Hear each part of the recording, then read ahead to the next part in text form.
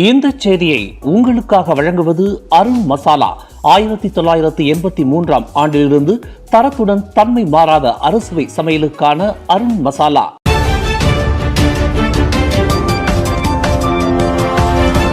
வணக்கம். திசைகளின் ஒரு மணி செய்திகள். 3 மணி நேரம் வெயிலில் நிற்க வைக்கப்பட்ட மாணவர் வெப்பவாதத்திற்கு இலக்கான சம்பவம். பாதிக்கப்பட்டவர் தரப்பில் அதிகாரப்பூர்வ புகாரை கோருகின்றது சுஹாகாம். பள்ளி ஒன்றில் ஆசிரியர் ஒருவர் மாணவருக்கு தண்டனையை வழங்கும் விதமாக 3 மணி நேரம் வெயிலில் நிற்க வைத்ததாக கூறப்படும் குற்றச்சாட்டு தொடர்பில் பாதிக்கப்பட்ட மாணவரின் குடும்பத்தினர் அதிகாரப்பூர்வமாக புகார் அளிக்க வேண்டும் என மனித உரிமை ஆணையம் சுஹாகாம் வலியுறுத்தியுள்ளது. அந்த புகாருடன் போதிய ஆதாரங்கள் வழங்கப்பட்டால் தங்கள் தரப்பில் ஆக்கப்பூர்வமான விசாரணையை மேற்கொள்ள அது பெரிதும் உதவும் என அவ்வாணையம் கூறியுள்ளது. பாதிக்கப்பட்டவர் தரப்பில் புகார் அளிக்கப்பட்டால் மட்டுமே போலீசின் விசாரணை எந்த அளவில் உள்ளது என்பது குறித்து சுஹாகாம் அரசு தரப்பு வழக்கறிஞர் அலுவலகத்திற்கு கேள்வி கேட்டு கடிதத்தை அனுப்ப முடியும். ஆயினும் அவ்விவகாரத்தில் அரசு தரப்பு வழக்கறிஞர் அலுவலகம் உரிய நடவடிக்கையை முன்னெடுப்பதை உறுதிப்படுத்தும் அதிகாரம் தங்களுக்கு இல்லை. இருந்தபோதிலும் சில சந்தர்ப்பங்களில் தங்களது பரிந்துரைகளை ஏற்று அமலாக்க தரப்பினர் உரிய நடவடிக்கைகளை முன்னெடுப்பதாக சுஹாகாம் கூறியுள்ளது. கடந்த ஏப்ரல் மாதம் 30ஆம் தேதி அம்பாங்கில் உள்ள ஓர் ஆரம்ப பள்ளியின் திடலில் 3 மணி நேரம் வெயிலில் நிற்க வைக்கப்பட்ட 5ஆம் ஆண்டு ஆண் மாணவர் வெப்பவாத தாக்குதலுக்கு இலக்கானதால் அம்பாங் மருத்துவமனையில் சேர்க்கப்பட்டார். நரம்பியல் பாதிப்புக்கு இலக்கான அம்மாணவர் உடற்பேறு குறைந்தவர் என்ற நிலைக்கு ஆளானதாக அவரது பெற்றோர் போலீசில் புகார் அளித்தனர். இச்சம்பவம் குறித்து சுஹாகாம் தாமாகவே முன்வந்து விசாரணையை மேற்கொள்ள வேண்டும் என அதன் முன்னாள் ஆணையர் ஜேம்ஸ் நாயகம் நேற்று வலியுறுத்தியிருந்தார். வரவிருக்கும் பினாங்கு சுங்காய் பக்காப் சட்டமன்ற தொகுதிக்கான இடைத்தேர்தலில் அம்னோவை விட PKR கட்சிக்கே வெற்றி வாய்ப்பு அதிகம் இருப்பதாக இல்ஹாம் சென்டர் ஆய்வு நிறுவனத்தின் நிர்வாக இயக்குனர் ஹிசோமுடின் பக்கார் தெரிவித்துள்ளார். சம்பந்தப்பட்ட தொகுதியில் போட்டியிடும் வாய்ப்பு அம்னோவுக்கு வழங்கப்பட வேண்டும் என அதன் கடைநிலை உறுப்பினர்கள் கோரிக்கையை முன்வைத்து வருவதை சுட்டிக்காட்டி அவர் அக்கூற்றை முன்வைத்துள்ளார். கடந்த ஆண்டு நடைபெற்ற பினாங்கு சட்டமன்ற தேர்தலில் சுங்காய் பக்காப் தொகுதியை பாஸ் கட்சி வெல்வதற்கு முன்பு அந்த தொகுதி 3 தவணைகள் PKR கட்சியின் வசம் இருந்தது. 60 விழுக்காடு மலாய் வாக்காளர்களை கொண்டுள்ள அக்கட்சி கலப்பு தொகுதியாக விளங்குகின்றது. அம்னோ அங்கு போட்டியிட்டால் அச்சமூகத்தினரின் வாக்குகள் மட்டுமே கிடைக்கும்.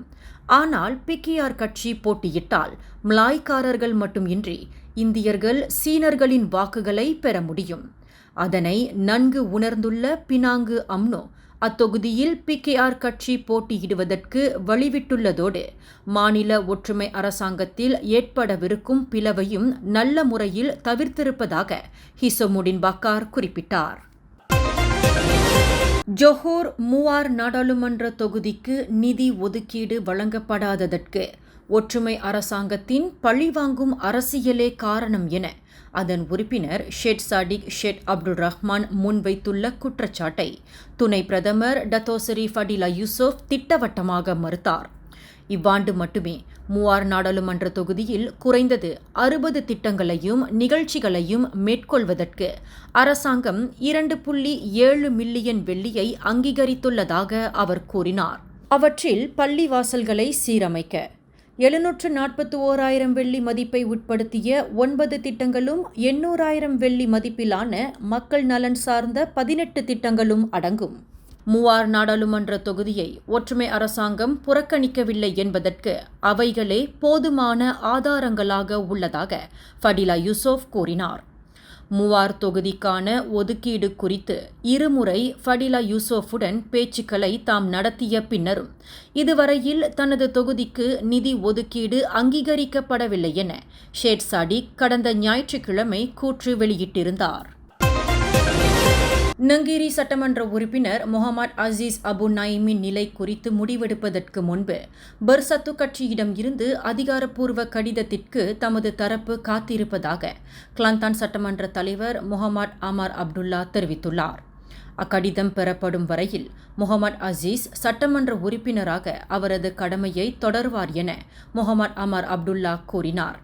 பிரதமர் டத்தோசரி அன்வார் இப்ராஹிம் தலைமைத்துவத்திற்கு ஆதரவை வழங்கிய குவாமுசாங் நாடாளுமன்ற உறுப்பினருமான முகமது அசீஸ் உட்பட 7 மக்கள் பிரதிநிதிகள் நிர்ணயிக்கப்பட்ட காலக்கெடுவுக்குள் பெர்சத்து கட்சிக்கான தங்களது விசுவாசத்தை தெரிவிக்க தவறியுள்ளனர்.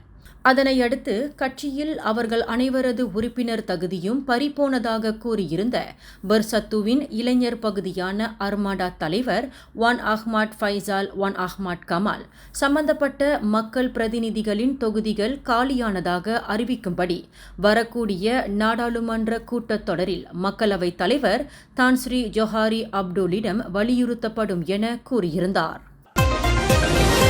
ஸ்லாங்கூர் கொலகுபுபாரு சட்டமன்ற தொகுதியை வென்றிருந்தாலும் பக்கத்தான் ஹரப்பான் தேசிய முன்னணி இடையிலான ஒத்துழைப்பை உண்மையில் சோதிக்கக்கூடிய களமாக பினாங்கு சுங்காய்பாக்காப் இடைத்தேர்தல் விளங்கவுள்ளதாக மலேசிய அறிவியல் பல்கலைக்கழக விரிவுரையாளர் டாக்டர் ஜஹாருல் அப்துல்லா தெரிவித்துள்ளார். கடந்த 2008ஆம் ஆண்டு தொடங்கி பக்கத்தான் ஹரப்பான் வசம் இருந்த சுங்காய்பாக்காப் தொகுதி கடந்த ஆண்டு நடைபெற்ற பினாங்கு சட்டமன்ற தேர்தலில் பாஸ் கட்சி வசமானது. தேசிய முன்னணியின் வாக்காளர்கள் தங்களது ஆதரவை பரிகத்தான் நேஷனலுக்கு வழங்கியதால் பக்கத்தான் ஹரப்பான் அந்த தொகுதியை இழந்திருந்தது. இம்முறை தேசிய முன்னணி பக்கத்தான் ஹரப்பானின் ஒத்துழைப்பு மற்றும் அடைவு நிலையை மதிப்பிடக்கூடிய அளவுகோலாக சுங்காய்பாக்காப் இடைத்தேர்தல் விளங்கவுள்ளது. பரிகத்தான் நேஷனலின் பச்சை அலை என அப்படி ஒன்றும் இல்லை என்பதை அவ்விரு கூட்டணிகளும் மக்களுக்கு தெரியப்படுத்த வேண்டும் என்றார் அவர். குறிப்பாக வரக்கூடிய இடைத்தேர்தலில் வெற்றி கிடைக்க வேண்டுமானால் இஸ்லாம் சமயத்தை தற்காக்கும் கடப்பாட்டில் நடப்பு அரசாங்கம் உறுதியாக உள்ளது போன்ற நம்பிக்கை மலாய்க்காரர்களிடையே ஏற்படுத்த வேண்டும். அது தவிர இலக்கிடப்பட்டவர்களுக்கு மட்டுமே டீசலுக்கான உதவித்தொகை வழங்கப்படும் என்ற அறிவிப்பால் வாழ்க்கை செலவின அதிகரிப்பு ஏற்படாது என்ற நம்பிக்கையும் மக்களிடம் ஏற்படுத்துவது அவசியம் என டாக்டர் ஜஹாருல் அப்துல்லா கூறினார்.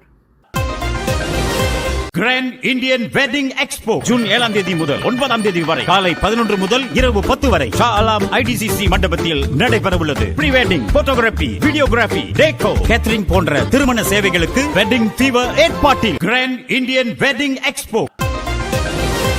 உலகின் தலை சிறந்த 100 பல்கலைக்கழகங்களில் மலேசியாவை சேர்ந்த மலாயா பல்கலைக்கழகம் 60வது இடத்திற்கு முன்னேறியுள்ளது. குவாக்கரேலி சிமெண்ட்ஸ் QS ஆய்வு நிறுவனம் வெளியிட்டுள்ள 2025ஆம் ஆண்டுக்கான அனைத்துலக பல்கலைக்கழக தரவரிசையில் அந்த தரவு வெளியிடப்பட்டுள்ளது.